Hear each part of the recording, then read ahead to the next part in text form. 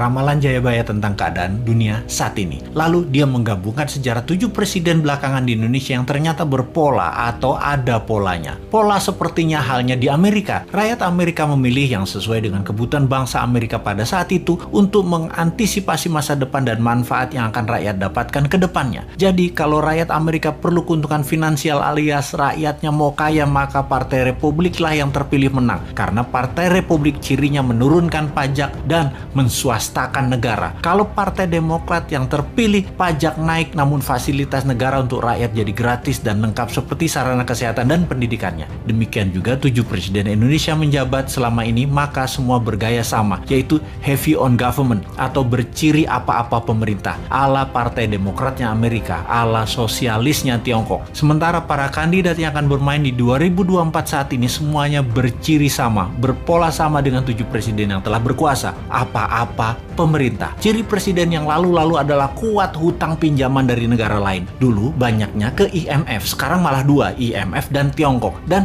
nanti kalau yang jadi salah satu dari kandidat yang ada, rasanya sama, berhutang juga. Hanya konsep bernegara MMT yang berani cetak duit berbasis proyek anak negeri. Proyek ini berbasis UKM. Kalau UKM mau maju, ya pilih model MMT. MMT itu pro swasta banget dan menurunkan pajak. Kalau lihat dari pajangan etalase, ya mereka kebanyakan memuja pilihannya tadi hanya orangnya, bukan konsep bernegaranya. Karena tidak satu pun punya konsep. Asli mereka yang mau jadi presiden saat ini punyanya satu, bagaimana jadi populer agar terpilih. Mek ngono tok ilmunya. Bener deh, bagaimana supaya Anda memilih mereka? Citra aja dibenerin, bukan konsep yang mereka jual. Kalau Bosman, citranya kan kampungan, provokator, komentarnya norak, kulitnya hitam. Jadi karena karakternya nggak bisa dijual, maka dia jual konsep. Itu pun norak. Mainstream ya tetap maunya ngutang asing. Yang anti hutang asing kecil banget, yang mendukung UKM malah nggak ada. Akhirnya UKM-nya senang ngutang juga kalau cari duit. Kapan berubahnya bangsa ini?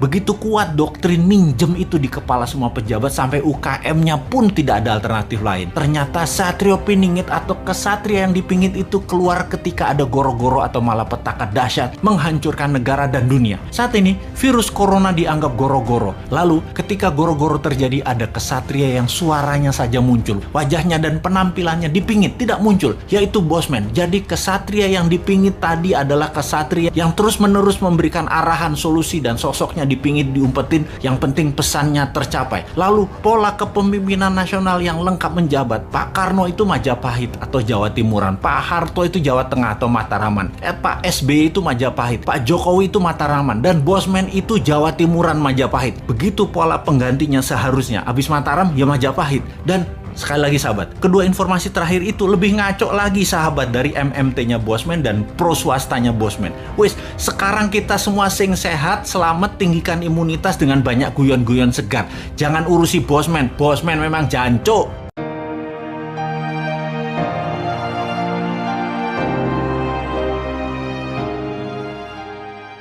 Ada sebuah video di mana saya dikirim linknya menceritakan ramalan Jayabaya tentang keadaan dunia saat ini. Lalu dia menggabungkan sejarah 7 presiden belakangan di Indonesia yang ternyata berpola atau ada polanya. Pola sepertinya halnya di Amerika. Rakyat Amerika memilih yang sesuai dengan kebutuhan bangsa Amerika pada saat itu untuk mengantisipasi masa depan dan manfaat yang akan rakyat dapatkan ke depannya. Jadi kalau rakyat Amerika perlu keuntungan finansial alias rakyatnya mau kaya, maka Partai Republik lah yang terpilih menang. Karena Partai Republik cirinya menurunkan pajak dan menswastakan negara. Kalau Partai Demokrat yang terpilih, pajak naik namun fasilitas negara untuk rakyat jadi gratis dan lengkap seperti sarana kesehatan dan pendidikannya. Demikian juga 7 presiden Indonesia menjabat selama ini, maka semua bergaya sama, yaitu heavy on government atau berciri apa-apa pemerintah, ala Partai Demokratnya Amerika, ala sosialisnya Tiongkok. Sementara para kandidat yang akan bermain di 2024 saat ini semuanya berciri sama, berpola sama dengan 7 presiden yang telah berkuasa, apa-apa pemerintah. Hanya Bosman Sontoloyo yang punya konsep heavy on swasta atau menswastakan kegiatan membangun ekonomi terbesarnya dan menurunkan pajak konsepnya, seperti Partai Republiknya Amerika. Untuk hal ini memang kembali ke masyarakat, karena konsep menswastakan pemerintah belum pernah terjadi sebelumnya, atau mengikuti swasta terutama UKM dalam porsi besar lebih dari 80% ekonomi belum pernah terjadi sebelumnya dalam 7 pemerintahan yang telah berjalan. Selama ini ini memang tenaga kerja 96% diserap UKM. Namun ekonomi UKM hanya 40% saja dari porsi ekonomi nasional. Sisanya adalah anggaran pemerintah dan oligarki. Sudah 7 presiden polanya ya seperti ini. Belum pernah UKM naik kekuatannya menjadi menguasai ekonomi ke 80% atau naik 100% dari sekarang. Atau 2 kali lipat kekuatan ekonomi saat ini. Yang bisa membuat GDP per kapita naik dari $4.000 menjadi $8.000 dalam sekejap. Sungguh, kalau mau UKM menang, juga pajak turun. Ya tidak pakai siapapun yang mencalonkan di 2024 yang saat ini ada di etalase calon presiden. Tapi entah bagaimana, bangsa Indonesia apakah mau berubah atau tetap, ya belum tahu juga. Apakah efek corona yang meluluh lantakkan ekonomi saat ini dan mengambiarkan kesehatan masyarakat saat ini yang dikelola oleh pemerintah yang menjabat atau oleh masyarakat masih layak menjabat ke depannya di tahun 2024? Ya terserah rakyat. Jadi kita biarkan sampai 3 tahun ke depan aja. Kita lihat di tahun 2024 akankah memilih calon dari yang ada di etalase saat ini yang berciri sama dengan 7 presiden yang lalu, atau pilih calon-calon baru yang berciri baru bahkan beda seperti ala Sontoloyo misalnya. Tentunya bukan Bosman ya,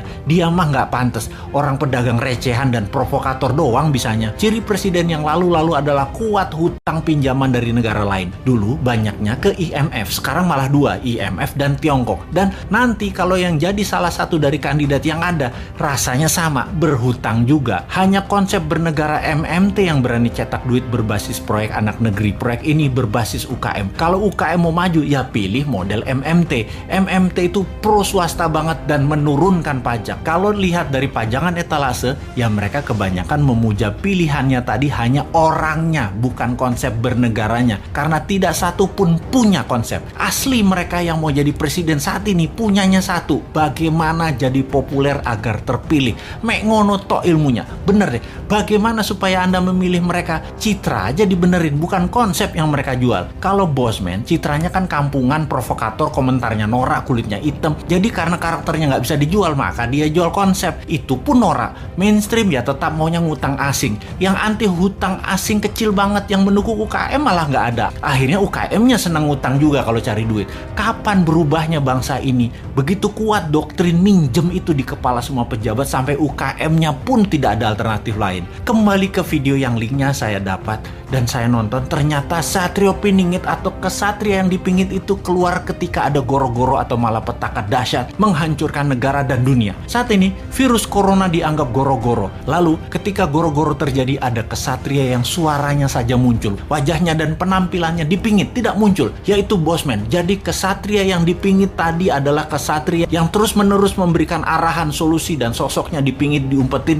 yang penting pesannya tercapai. Lalu pola kepemimpinan nasional yang lengkap menjabat. Pak Karno itu Majapahit atau Jawa Timuran, Pak Harto itu Jawa Tengah atau Mataraman, Pak SBY itu Majapahit, Pak Jokowi itu Mataraman, dan Bosman itu Jawa Timuran Majapahit. Begitu pola penggantinya seharusnya. Habis Mataram ya Majapahit. Dan sekali lagi sahabat, kedua informasi terakhir itu lebih ngaco lagi sahabat dari MMT-nya Bosman dan pro swastanya Bosman. Wis, sekarang kita semua sing sehat, selamat, tinggikan imunitas dengan banyak guyon-guyon segar. Jangan urusi Bosman, Bosman memang jancuk. Sosial media informasinya penuh rekayasaan. Informasi di framing, dibingkai agar orang memahami satu pendapat saja, satu pemahaman bahwa apa yang dilakukan oleh pejabat-pejabat di langit tersebut adalah maha benar. Saat ini banyak dikendalikan oleh buzzer pro pemerintah untuk menyerang lawan politik. Perbuatan ini menyebalkan. Di sisi seberang, para oposisi politik juga banci komentar, saling serang,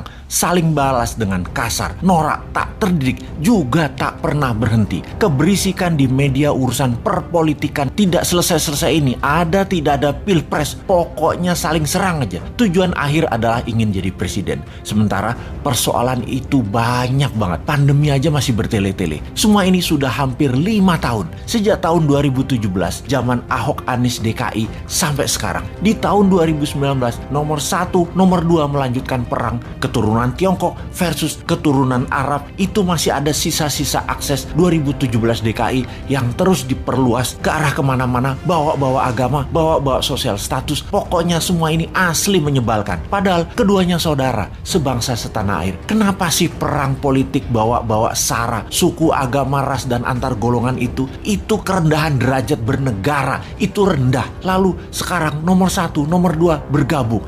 Masih aja berisik. Gaduh sisanya yaitu orang-orang yang gak kebagian. Sudahlah, selesaikan.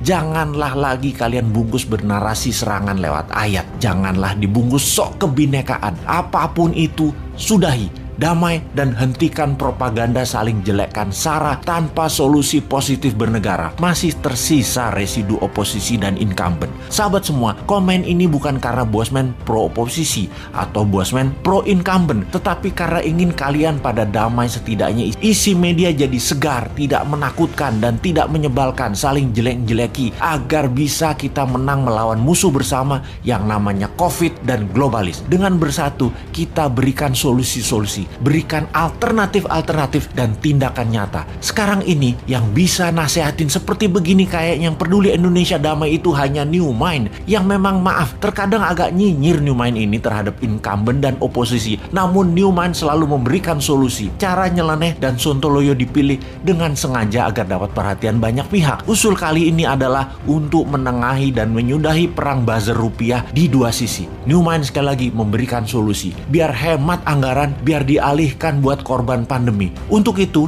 kita berikan solusi. Solusinya begini, reshuffle kabinet segera, masukkan AHY jadi Menko, dan 1 orang PKS jadi menteri, dan beberapa orang yang dituduh kadrun jadi komisaris BUMN. Wis, pasti adem bernegaranya ke depannya. Dan untuk kali ini, jangan gengsi lagi wahai incumbent untuk menawari posisi tersebut, dan oposisi jangan belagu lu, terima aja tawaran tersebut, terus kerja bareng. Kalau kantong pada tebel, urusan domestik di rumah adem, pasti satu visi, menyelesaikan perang lawan COVID. Kita bisa kompak. Setelah selesai lawan COVID di 2024 dan kita memang harus urus negara ini ke depan, kita perang sehat, yaitu old mind lawan new mind. Kalau lawan COVID, old mind dan new mind harus kompak, satu kata, satu gerak, satu tindakan. Kalau nanti di tahun 2024, ya beda, kita duel sehat, duel konsep, duel ilmu, duel visi, duel tim, duel bukti akademis, duel pemahaman geopolitik luar negeri, dan lain sebagainya. Yang itu semua untuk membuat Indonesia negara superpower. Ayo, wani ora ditantang new mind begini.